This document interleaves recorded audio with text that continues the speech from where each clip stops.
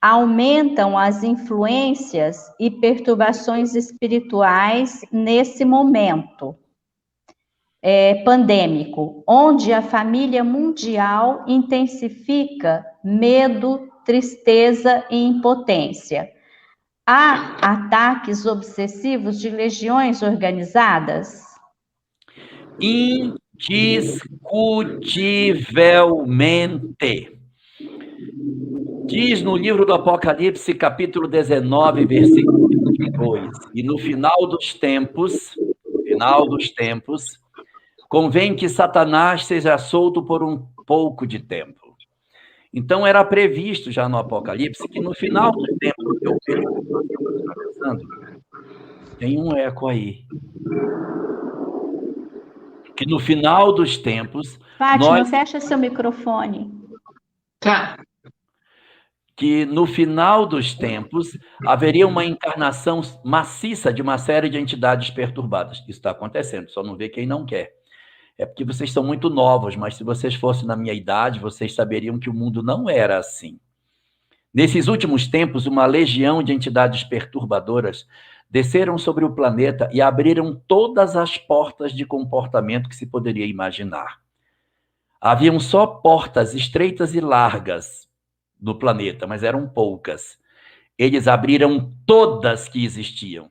E ao abrirem todas as portas, inclusive portas enormes, as pessoas estão passando por portas de muitos equívocos, em virtude da presença dessas entidades que são os falsos cristos, que estão reencarnados na Terra e que acenam com ideologias profundamente perturbadoras, e a nossa juventude e os nossos adultos mais frágeis ouvem esse cantar da sereia e enveredam por essas portas que parecem tão largas e não enxergam mais as portas estreitas que exigem tanto sacrifício.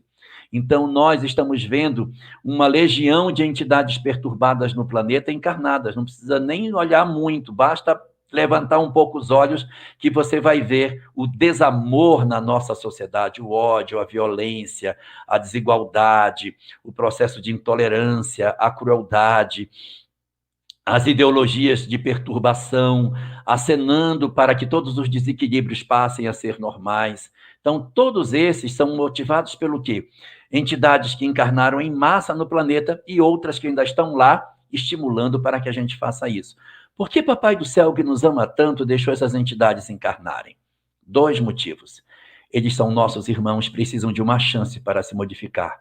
Pode ser que encarnando eles encontrem aqui na Terra uma chance de mudança.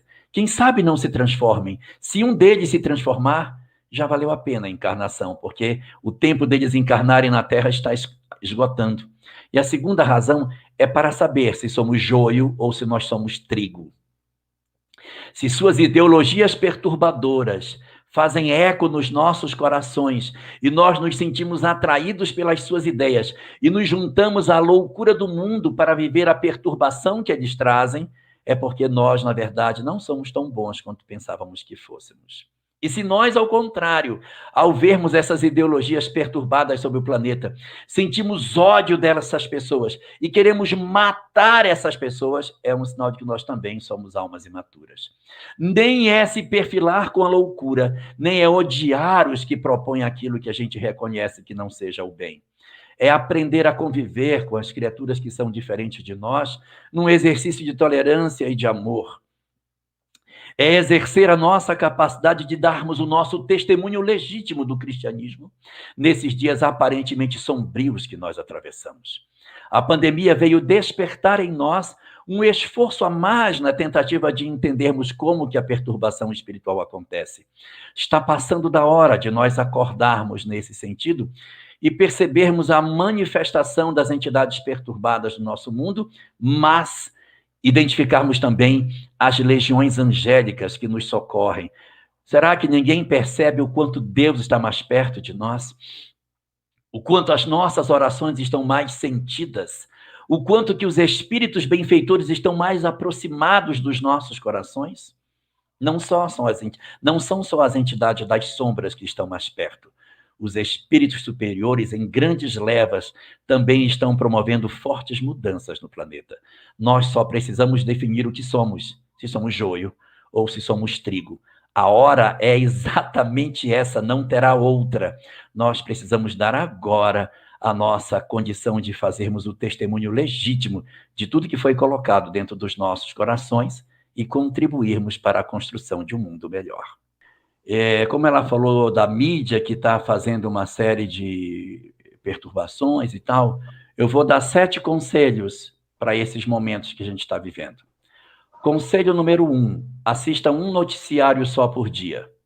Ligue sua televisão, assista um noticiário e depois desligue. Não assista o dia inteiro aquelas notícias que se repetem e que deixam a gente assustado e perturbado.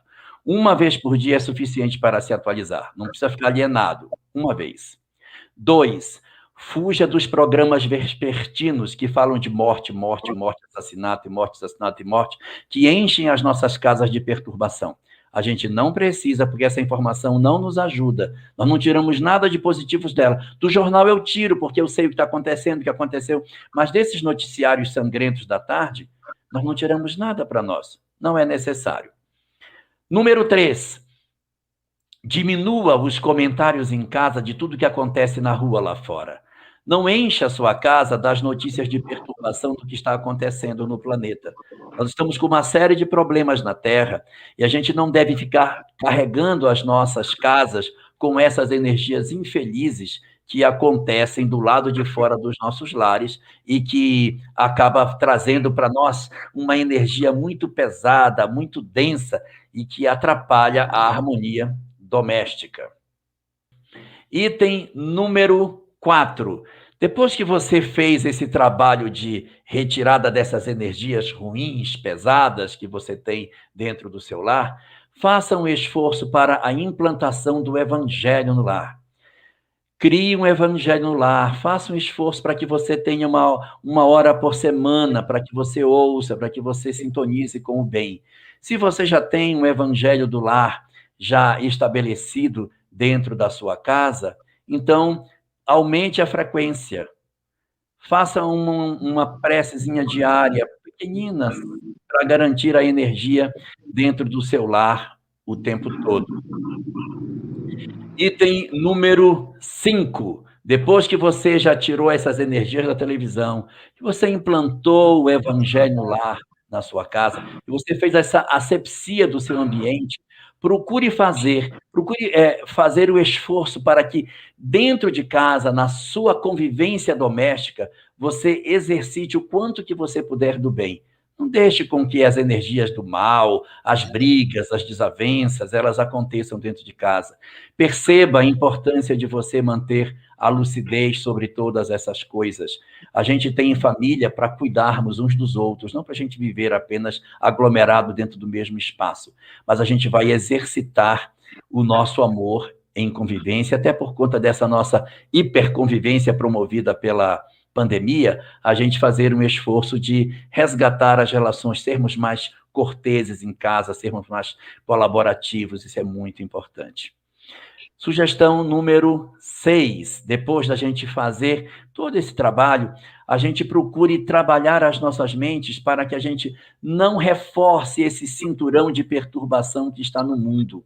Às vezes a gente não se dá conta, mas muitas das coisas negativas que acontecem são em função do nosso ódio, da nossa raiva, que vão facilitando com que as entidades perturbadoras naveguem dentro da nossa sociedade.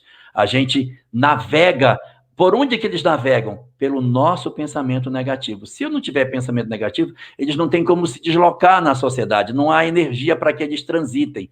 E aí eles transitam por isso, pegam uma criatura mais frágil na sociedade, invade uma escola com um facão e ataca crianças, entendeu? Então é a nossa energia que vai criando esse cinturão. E depois que a gente fez esse esforço todo de não assistir tanta televisão, que a gente já não está tão ligado na TV, sair dos grupos de WhatsApp é uma coisa importantíssima, saia dos grupos de WhatsApp que promovem ódio, violência, não participe desses grupos, eles não somam. E você também não poste nada contra ninguém, não ataque pessoas. Não faça, além de você sair dos grupos que fazem esse tipo de coisa que é só negativa, não publique nada negativo sobre ninguém, não se envenene com essas coisas. Depois que você fez tudo isso, você não tem mais televisão, não tem mais tanto WhatsApp, não tem mais tanto grupo para poder participar, vai sobrar um tempo no seu dia, abre uma obra espírita para ler, pega um romance, não precisa pegar, né, uma obra de estudo, pega um romance bom, pega uma obra de Emmanuel para você dar uma lida num romance histórico de Emmanuel, pega os romances da Ivone Pereira, pegue romances bons que a literatura espírita tem, porque a única forma de afugentar o mal só tem uma, não tem duas, é atraindo o bem. Se os nossos lares estão cheios de dor, só tem uma maneira de enchê-los do bem, é expulsando o mal de dentro deles. E a gente expulsa não com violência, mas pensando no bem, que vai ocupando os espaços e vai melhorando a nossa condição de convivência. Então, só esses recadinhos para a gente poder harmonizar melhor a nossa casa e facilitar um processo de menos perturbação para todos nós.